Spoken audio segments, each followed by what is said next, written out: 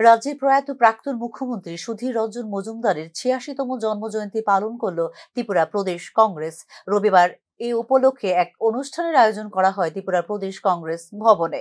উপস্থিত ছিলেন প্রদেশ কংগ্রেস সভাপতি আশিস কুমার সাহা। বর্তমান সরকারের সময়ে কুশাসন চলছে ত্রিপুরায়।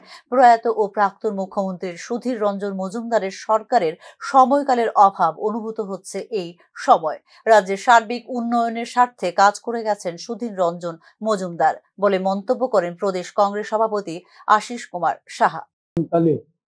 যখন মানুষ দুঃশাসনের সম্মুখীন হচ্ছে, কুশাসনের মধ্যে মানুষকে বসবাস করতে হচ্ছে, তখন এই সুধীর রঞ্জন মজুমদারের সময়কালে বিশেষ করে কর্মসংস্থান, চাকরিজীবীদের তাদের মহার্ঘ ভাতা থেকে শুরু করে পে কমিশন, আমাদের রাজ্যের গরিব অংশের মানুষের উন্নয়ন, সার্বিকভাবে ত্রিপুরার উন্নয়নের কথা সকলেই এক বাক্যে এটা স্বীকার করেন এবং মনে আমরা ওনার প্রতি গভীর শ্রদ্ধা নিবেদন করছি।